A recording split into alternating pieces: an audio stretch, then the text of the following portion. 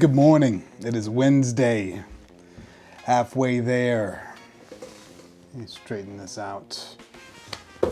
Anyway, lots going on. I got the old man Bluetooth in my ear. That's how I talk on my calls. Anyway, long week, and we're only halfway through it. I'm trying to integrate some new things into the format. One of the things is talking about business news. Since I'm doing this daily, I can talk a little bit about business news. But maybe we'll talk a little bit about AI. AI and equity, AI and fairness. There's a lot of different ways you can look at it, right?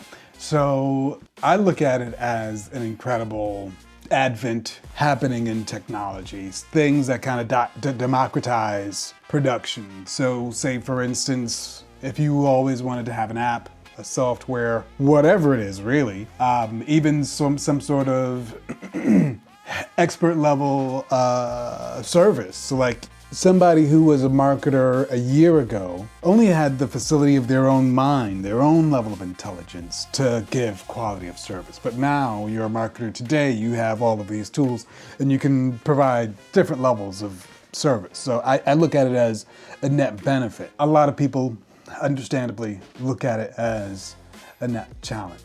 Specifically today, Coinbase, I think the number was 700, 14% of their staff, Coinbase laid off 14% of their staff with the excuse of AI. Now, you'll hear different voices on different sides, some saying that this is all just Wall Street lies, meant to increase the stock value. Really that the shift is a reallocation of funds, not necessarily a reallocation of function or a replacement of function. So they say it can't replace people and that this is all a ruse. Some say it's real. I say it's real. I happen to see inside a corporate environment that the tools out there are a good replacement for certain workers that had a specific functional skill set, a functional role. So say for instance, somebody whose sole job was to push the button so this database can integrate with that one. But now if you have AI and you have systems that are intelligent enough to not necessarily need that middle layer, maybe that middle layer is a personal analyst who does the,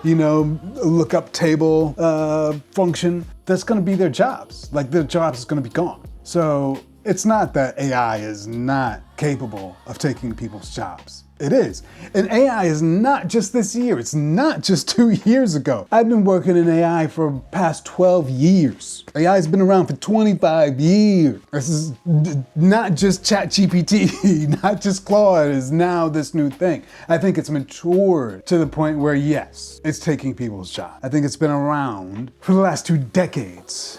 But yes, it's capable. Just like anything else, man. If you had a child 25 years ago, that child was probably gonna be real dumb for the first 16, 17 years. And then around 18, you're gonna be looking at that kid and go, he's kind of capable. Oh, and 22 comes around, oh shit, he can do some things.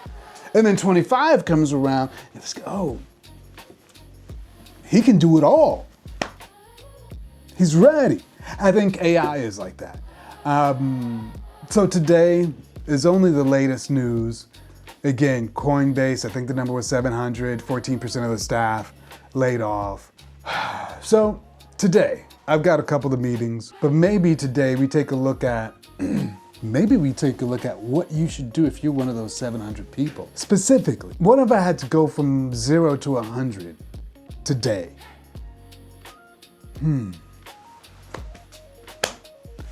Changes a lot of things. Like if you had to dig in, and I talk to a lot of entrepreneurs, I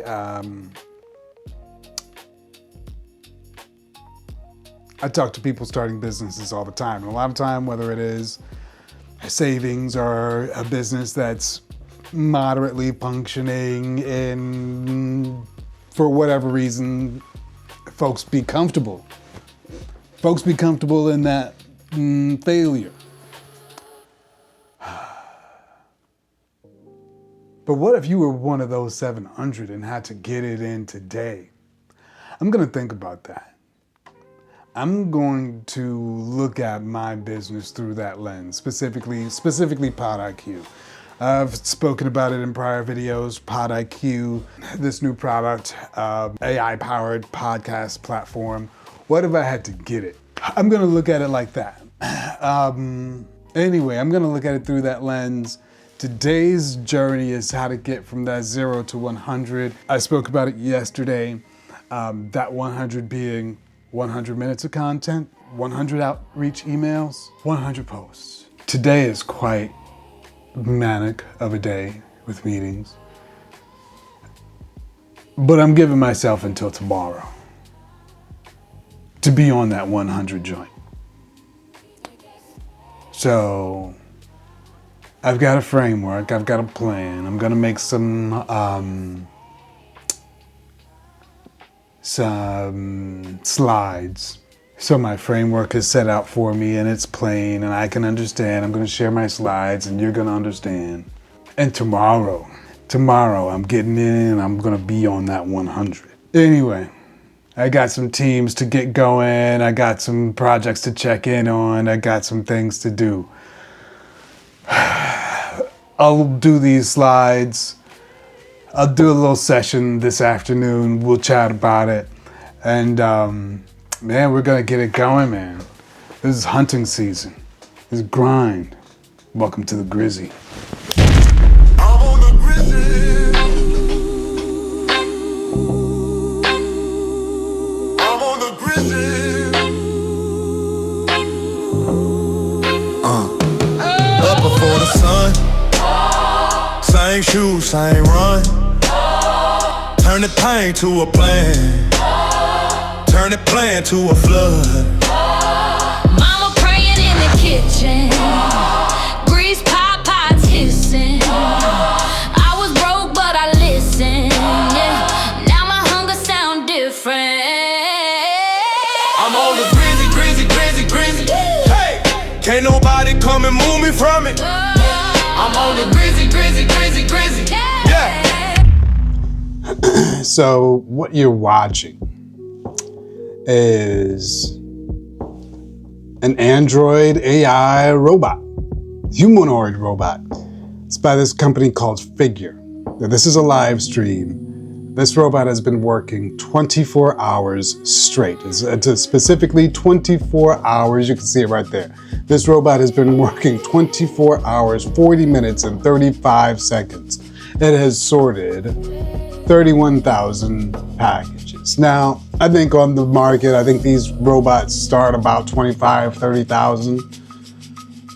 And I mean, that's their price. Like, that's not how much you pay a year for them.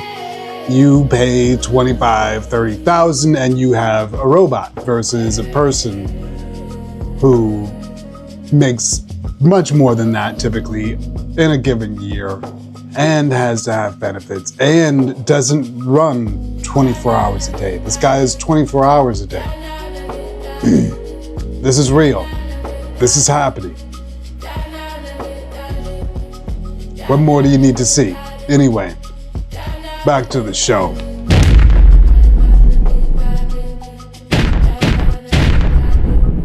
Recording over there. Recording over here. Recording everywhere. All right.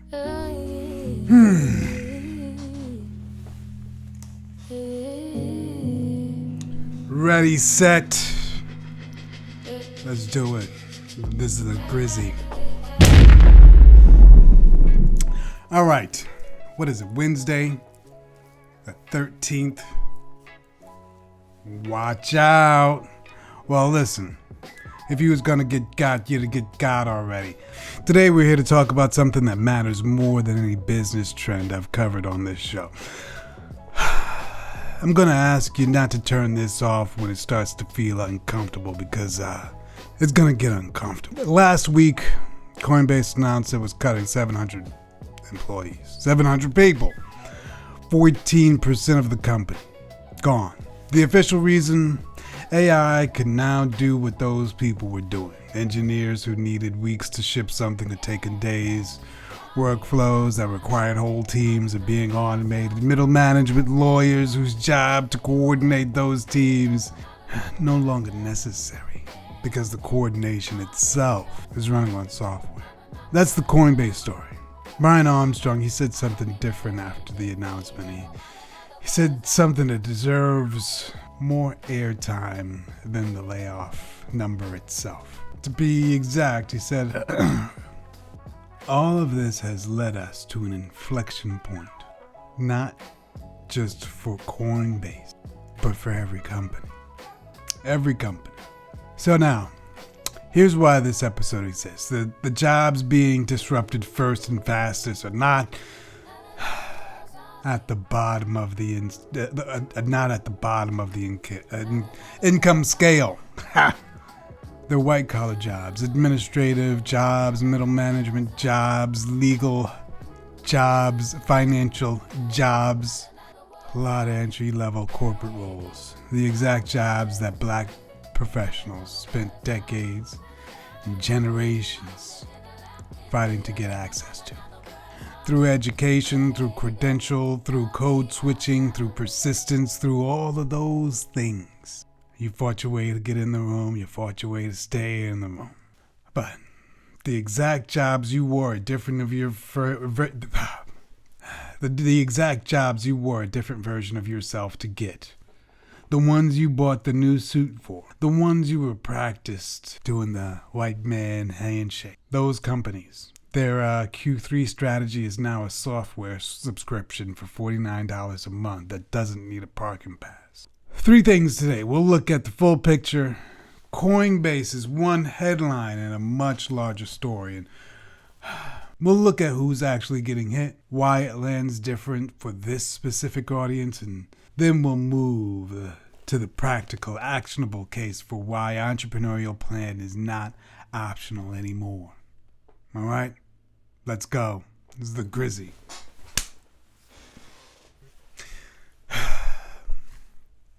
This is not a Coinbase story. Let me show you the full picture. Because Coinbase got the most coverage this week, but it's not even the biggest data point in the story, not by a long shot. In February 2026, 3 months ago, Jack Dorsey's company, Block, cut its workforce from 10,000 employees to fewer than 6,000. 4,000 jobs, 40% of the company, explicitly attributed to AI. And then, like Armstrong, Dorsey said publicly that most companies will make the same call.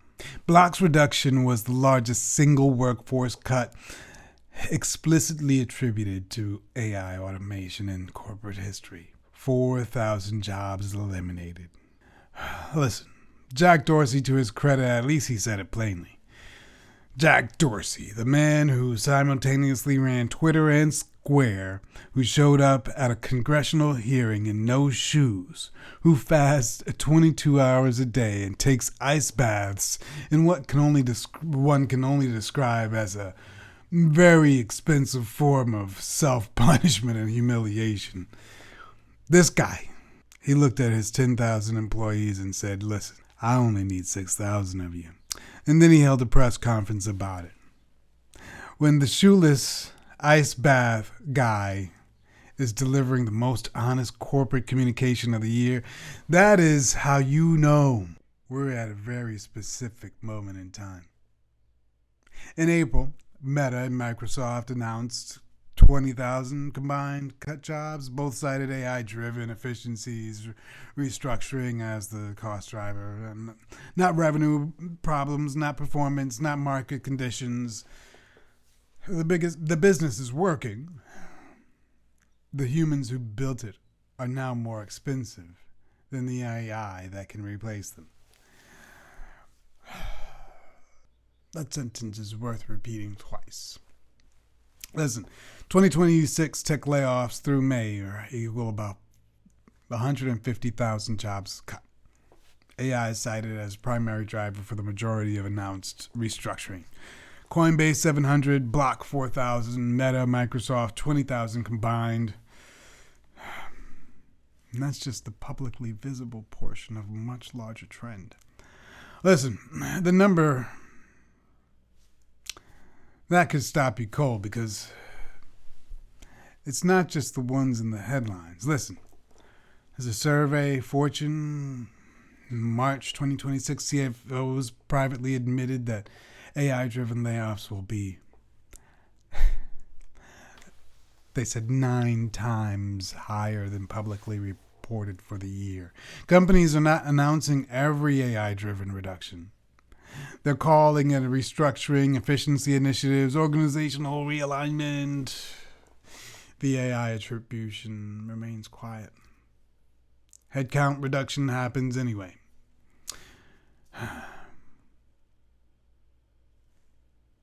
Listen. Anthropic's research, and yes, I'm aware of the irony of an AI company publishing the most honest data about what AI is doing in the labor market, but their research shows 14% drop in the finding rate of an AI-exposed occupation since the ChatGPT era has begun. So not 14% unemployment rate, a 14% in the drop in the probability of finding a job in the field you're looking for. So that doesn't mean that the door is just narrower. That means that there's a 14% chance the door isn't even going to open. And then there's Yale's findings, which is the one that really got me, because the assumption most people carry is that AI is going after experienced senior workers, but it's not. The most acute damage is in the entry-level hiring. Companies that are not replacing junior employees with AI. They are not just replacing them. The entry-level role, the starting point, the first rung, is disappearing. But they're not offering those positions at all. The pipeline is being shut off at the source. So, picture this. $120,000 in student loans to get the credential to apply for that entry-level job at the company that decided they no longer need an entry-level job. That's not a recession. That's a structural rearrangement of who gets to start. But listen, that's the full picture. Now, let's dig into why this hits differently for you. So I want to make an argument that does not get made clearly enough in the mainstream conversation about AI and jobs. And this is, the disruption is not equal. The jobs being disrupted most severely, the specific AI roles, they're replacing the first and the fastest, or disproportionately the roles that black professionals occupy and aspire to, and have built their economic security around. Not because black workers are skilled or any less, but because where structurally black workers were allowed to enter the corporate American ladder, and these rungs of the ladder that black Americans were permitted to climb, those are the ones being targeted. Think about the categories of work AI is most aggressively replacing now. They're administrative support, middle management, legal compliance support, financial analysis, reporting, customer service, operations, entry-level research. These are exactly the professional categories expanded for black workers through the civil rights era. The diversity initiatives of the 90s and early 2000s and corporate DEI comments. These are exactly the professional categories that expanded for black workers through the civil rights era.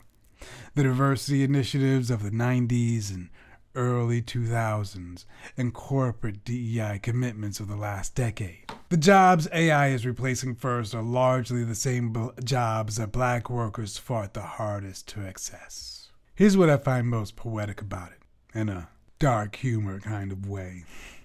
The jobs being automated first are specifically the ones that required you to perform the most. The code switching, the corporate vocabulary, the ability to translate yourself across two completely cultural realities in the same work days, sometimes in the same meeting. You built a whole skill around navigating that environment, and the company now is determined that they can get the same functional output of that skill set cheaper from a system that doesn't need a salary review. That doesn't need a 401k match or a parking spot or a reminder to put some time on the calendar to circle back on that.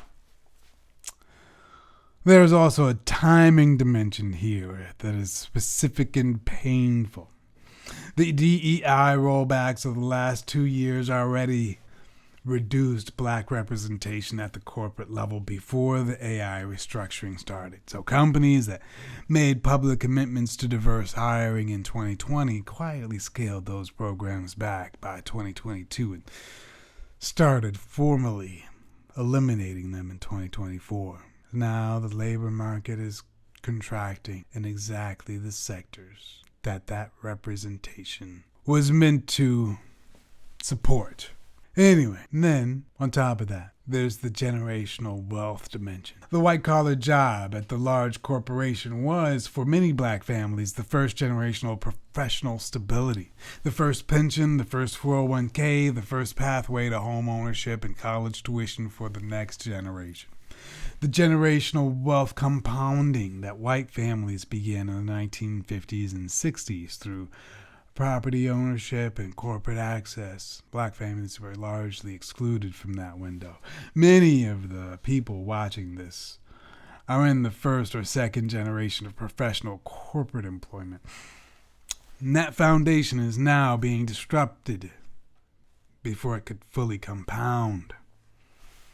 I'm not saying this to create despair. I'm saying this because the stakes justify the level of urgency I want you to bring to what I'm about to tell you. The question is not whether this is happening. The question is what the rational response looks like.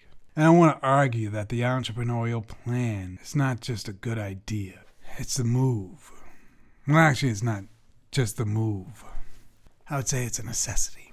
Anyway, we'll talk about why your plan is not just a fantasy. It's the hedge. So you want to be an entrepreneur, huh? Anyway, maybe not. Maybe you're scared. I know what your objection is. I can hear it from here. I can smell it on you. You feel like entrepreneurship is risky. Most businesses fail. I have a mortgage. I have a family. I have real obligations. Listen, I understand. I understand the feeling. I know that your job, even if it's under threat, is a known quantity. The business, that seems like a leap of faith. The job feels safe because it's familiar. But I want to offer you this other version of analysis, which is familiar is not the same as safe. Everybody who gets into a gypsy cab thought it was fine right up until it wasn't. The gypsy cab was familiar, but the ride was not guaranteed. So know the difference between the thing you recognize and the thing you can rely on. In 2026, those two things are no longer the same thing when we're talking about your employer. Here's what the real data actually shows about comparative risk of employment versus entrepreneurship right now. Comparative stability, 2026, 60% of U.S. hiring managers surveyed planned layoffs in 2026, citing AI as the primary reason. CFOs privately project AI-driven headcount reductions 9 times higher than publicly reported. And if you were employed at a company with more than 500 people, the statistical probability of your role being affected by AI restructuring in the next 3 years is declining every quarter. The known quantity is changing. The evidence is accumulating that corporate employment, particularly at those levels most accessible to black professionals, is becoming a significantly less stable foundation than it was 5 years ago. The risk profile of the job is not what it used to be, and the risk profile of the entrepreneurial alternative is not what it used to be either. Now, let me be crystal clear about what I'm saying and not saying. I'm not standing here telling you to quit your job, start a business, and manifest your way to a private jet. That's not this show. This show believes in math. So let me tell you what the math actually supports. The plan I'm advocating is this. While you still have income, the stability, and the time that employment provides, begin building the thing that does not depend on someone else's headcount decision. Not after the layoff email. Now, while you have the runway, you have the resources. You have the luxury of being strategic rather than desperate. Nobody does their best strategic thinking on a 60-day COBRA extension and a severance package that barely covers Q4 rent. Well, let me break it down for you. I don't want to throw a bunch of stuff at you. Let's break down 3 principles. All right? I like threes, like Trinity. So I've got 3. Build inside the job, not instead of the job. Principle 2, your industry knowledge is your asset, not your job title. And number 3, AI is the equalizer. Use it first. Let's run through it. Build inside the job, not instead of the job. So the entrepreneurial plan is not a replacement for your employment. It's an insurance policy you build while you're employed. Your salary funds the early stage. Your existing network is your first market. Your industry expertise is your competitive advantage. The skills make you valuable to an employer. Those same skills make you valuable to a client. The transition is not off a cliff. It's a slope. You start on the employed side and you build until the entrepreneurial side can carry all the weight. All right? Step by step. Principle 2. Your industry knowledge is the asset, not your job title. So the most powerful entrepreneurial position available to someone currently employed is the one that monetizes what you already know.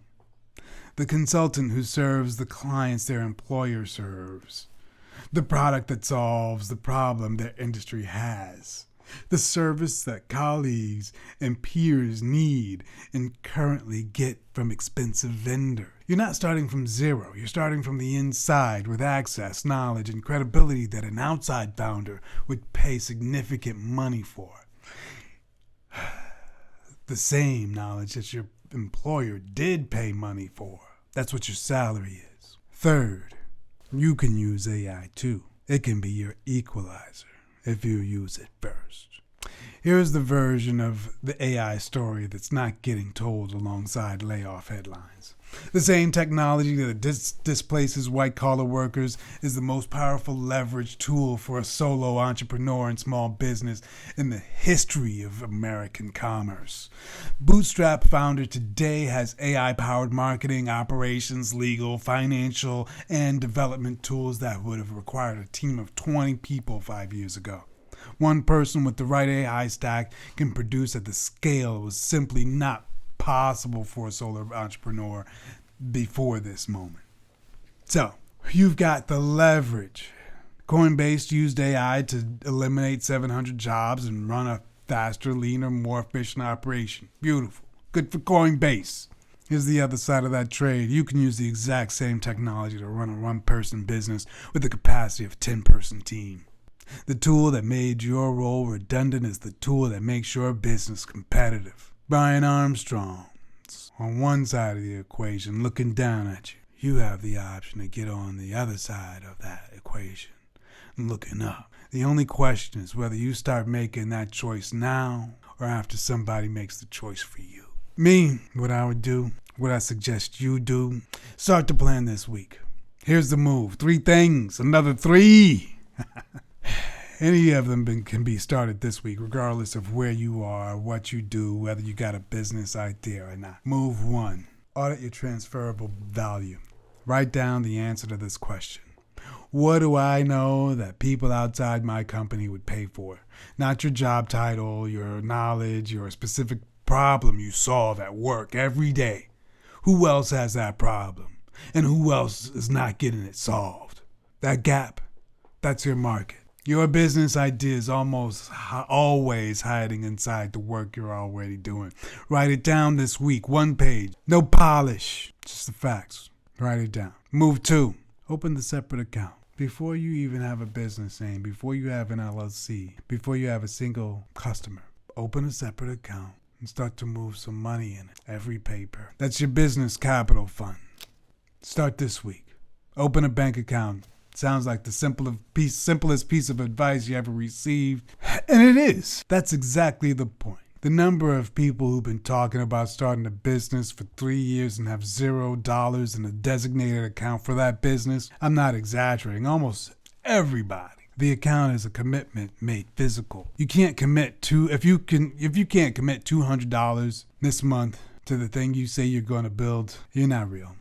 Put the money in, then it's real. The business follows the money because the money's not going to lie to you. The money moves the way the motivation moves. Final move. Let's start at 1. 1 conversation. Identify 1 person in your network, maybe a former colleague, a peer in your industry, somebody in the community. Listen, you know me, reach out to me. Have 1 conversation about what you're building and what they need. Not a pitch. Just a conversation. The secret is, first paid clients almost always come out of conversation. Not a pitch deck, not a website, not an LCC filing.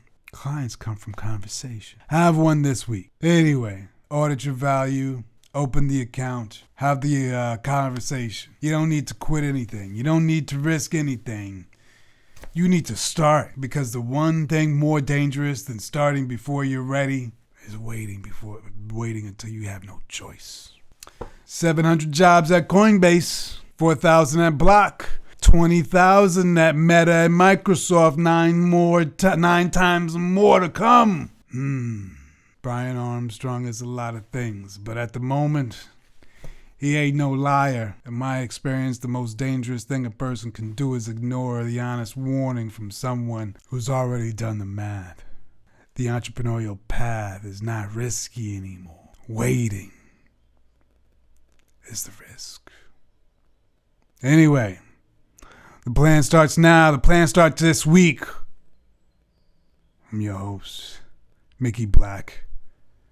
Get on the grind. This is the GRZY.